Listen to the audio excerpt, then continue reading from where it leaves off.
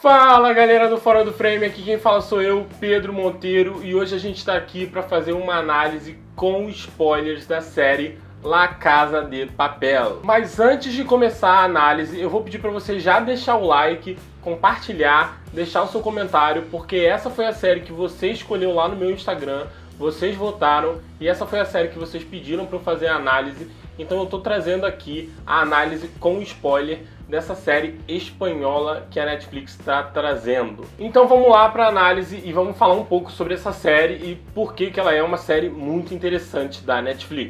Bom, a série conta a história de um roubo à Casa da Moeda espanhola. Ela vai falar sobre um cara que recrutou um grupo de assaltantes para fazer um dos maiores roubos da história à Casa da Moeda espanhola. Nadie había dado un palo así, ni en Nueva York, ni en Londres, ni en Monte Carlo. Así que si mi foto volvía a los periódicos, al menos que fuera por el atraco más grande de la historia.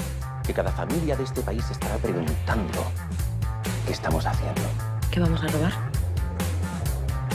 La Fábrica Nacional de Moneda y Timbre. Eles entrariam na Casa da Moeda e fariam dinheiro pelo tempo que eles conseguissem ficar ali dentro.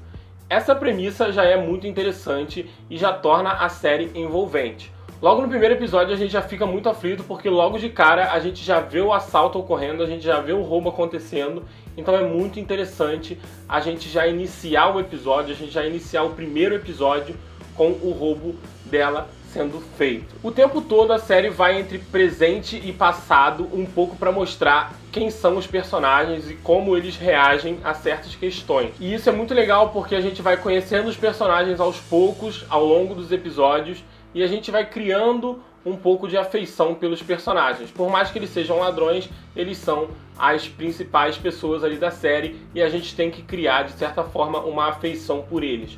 Então é muito interessante esse jogo entre presente e passado que o diretor e o roteiro vão utilizar para fazer com que a gente crie uma afeição maior pelos personagens de La Casa de Papel. Bom, cada um dos personagens é designado com um nome de cidade e aí eu já acho muito interessante da série. A gente acompanha a série toda pela perspectiva da Tóquio, que é uma personagem impulsiva, um pouco louca e um pouco que a gente não consegue entender um pouco das coisas que estão acontecendo na cabeça dela. Eu achei que cada personagem teve um nome de cidade de acordo com a sua personalidade. Isso é muito interessante. Por exemplo, a gente tem o Rio, que é um menino novo, jovem, que está tranquilo e que tenta passar uma tranquilidade, uma paz, mas ao mesmo tempo a gente sabe que ali dentro existe uma guerra dentro dele. A gente tem Oslo, que é um cara forte, um cara imponente, que é uma cidade imponente ao mesmo tempo. A gente tem Moscou, que é um cara sério, durão. A gente tem Denver, que é um cara que não pensa nas coisas, que não pensa nas atitudes, que é um cara impulsivo, sanguinário, enfim, eu acho que cada cidade ela teve um certo reflexo na personalidade de cada um dos personagens e eu achei isso muito interessante na questão do roteiro e na forma como eles vão aprofundar os personagens e as suas relações entre si. Bom, a série ela se passa quase 80% do tempo ela se passa na Casa da Moeda, então ela se passa em um único ambiente e ela precisa de uns certos alívios e os alívios ocorrem no passado. Então esses alívios acabam sendo, de certa forma, eles têm que ser interessantes para que a série se mantenha de pé, para que a gente não fique querendo só ver o que está acontecendo dentro da casa e em alguns momentos ela falha, porque esses alívios eles só funcionam para criar um conhecimento sobre um personagem e não para ser um alívio cômico ou algo do tipo. De repente, na segunda temporada, como a gente já vai conhecer os personagens, a gente vai ter uma abordagem diferente. Mas nessa primeira temporada eu achei que esses alívios, essas cenas de fora da Casa da Moeda, elas são em alguns momentos, alguns pequenos momentos, elas são um pouco desnecessárias. Então a gente perde um pouco de tempo de tela. Outra questão relacionada ao roteiro são os diálogos. Como a série, novamente, se passa quase que 80% do tempo em um lugar fechado, ela precisa ter diálogos fortes. E é o que essa série tem. Ela consegue trazer diálogos fortes, diálogos interessantes e que são importantes para a trama. Ela não fica enchendo você com diálogos ou com informações desnecessárias. Muito pelo contrário, cada informação ali é um quebra-cabeça, é um pedaço de um quebra-cabeça para que a gente entenda tudo o que está acontecendo ali naquela série, pra tudo que tá acontecendo ali naquele mundo. Bom, agora vamos falar da estética da série, que pra mim é uma das coisas mais interessantes e pra mim é o que mais chama a atenção. Se vocês pararem pra reparar, os assaltantes todos usam uma roupa vermelha, e isso é muito interessante. Por quê? O vermelho é uma cor que ele vai falar sobre poder, sobre ganância. Também é uma cor que fala sobre amor, paixão, sangue. Mas nesse caso ele vai falar sobre violência, ganância, enfim. No começo da série, todos os personagens eles entram completamente armados e vestidos completamente de vermelho na Casa da Moeda. Ao longo da série, ao longo do desgaste que eles vão tendo ali dentro, ao longo dos problemas que vão acontecendo ali dentro das coisas, eles vão tirando a roupa vermelha. Em alguns momentos eles ficam só com o Denver, por exemplo, ele fica só com aquela roupa, aquela camisa cinza aparente. O diretor utiliza um plano americano e ele não mostra o vermelho, ele mostra muito pouco o vermelho do Denver, por exemplo, que é o cara mais sanguinário. Então ele vai perdendo um pouco dessa questão da cor. Enquanto isso, todos os reféns eles se mantêm na cor vermelha. Então, no final da primeira temporada, onde eles descobrem que alguns reféns fugiram, eles todos estão ali de vermelho, eles todos estão ali agressivos. Enquanto isso, os bandidos estão todos com os macacões amarrados na cintura, eles estão meio vermelhos, eles estão com a tonalidade das cores pela metade, então eles não estão completamente agressivos. Eu achei muito interessante que o vermelho ele ganha muita intensidade na série.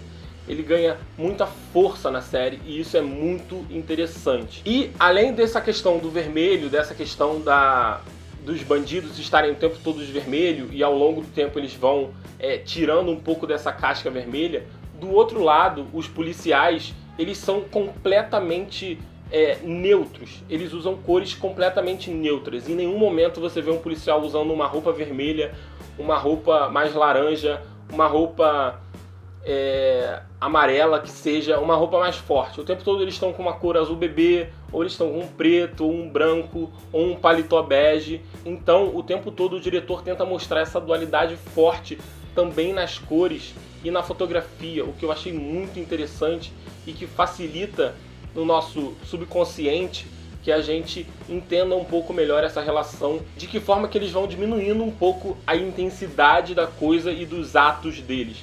Isso é muito interessante e eu achei muito legal expor isso e a forma como o diretor expôs essa questão. Bom, mas a série não é só mil maravilhas. Como eu falei, a série tem bons diálogos, a série tem um roteiro muito legal, afinal ela se passa quase o tempo todo em um lugar só. Ela tem um roteiro muito interessante. Ela tem personagens interessantes que você não conhece o tempo todo. Mas pra mim ela tem uma falha no roteiro que é um enorme problema. Ela tem um Deus Ex Machina fortíssimo. O plano, ele é o tempo todo estudado durante 5 meses e eles ficam ali 5 meses naquela casa estudando todas as possibilidades, tudo que poderia acontecer, tudo que não poderia acontecer, enfim, eles ficam prevendo tudo. E no meio de uma dessas reuniões, o professor fala de um túnel que ele construiu 5 anos atrás, que poderia ser, que é, na verdade, o único caminho que eles têm para fugir da polícia e saírem de lá salvos. Ou seja, que túnel é esse? É um Deus Ex Machina, claro, que eles utilizam. Para quem não sabe, Deus Ex Machina é quando você utiliza um recurso no roteiro que não está previsto, mas ele salva o mundo, ele salva os personagens de alguma forma. É uma resolução rápida, fácil e que acaba sendo um facilitador para os personagens. E ali, aquele túnel acaba sendo um Deus Ex Machina, porque ninguém previa aquele túnel, ninguém falou naquele túnel em momento algum. Eles estavam cavando um outro túnel e do nada, em um dos episódios, no meio da primeira temporada, ele chega e fala que tem um túnel que ele cavou há 5 anos atrás, ou que ele descobriu que existe, enfim. É um Deus Ex Machina que pra mim me incomoda muito. Outra questão no roteiro que me incomoda muito é que a gente acompanha tudo pelo olhar da Tóquio.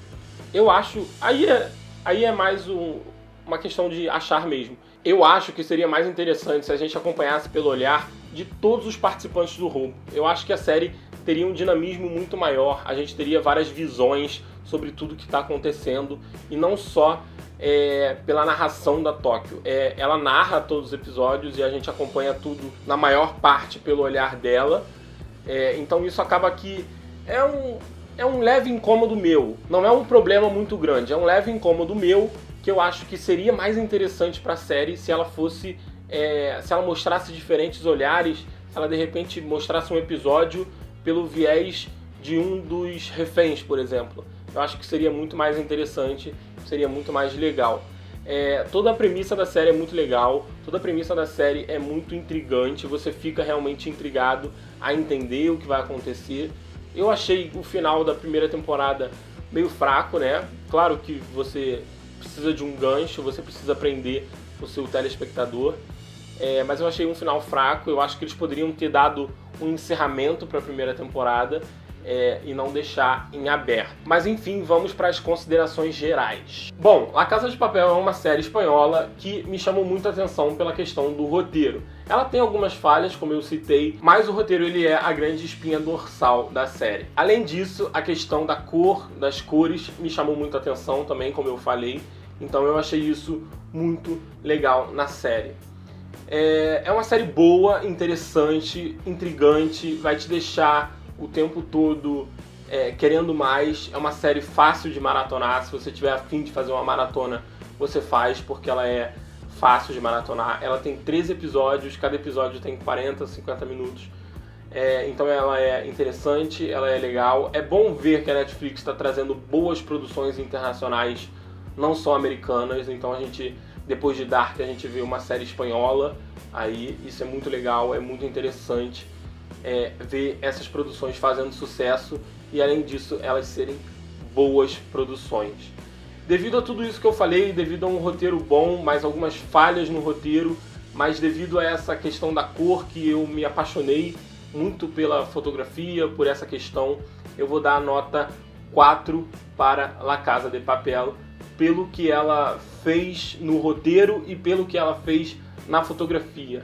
Essa questão de distinguir muito bem quem são os assaltantes, quem é a polícia, quem são os reféns. Eu achei isso muito interessante. Você conseguia distinguir isso através só da vestimenta dos personagens. E isso eu achei muito interessante. Então fica aí a minha análise. Espero que vocês tenham gostado. Se gostou, deixa o like, compartilha. Comenta aqui o que vocês acharam da série. Afinal, foram vocês que pediram. E fiquem atentos no meu Instagram, porque eu vou fazer de novo mais uma enquete e vocês vão escolher qual vai ser a próxima análise com spoilers que eu vou trazer aqui pra vocês. Beleza? Então, por hoje é só. Um beijo e tchau!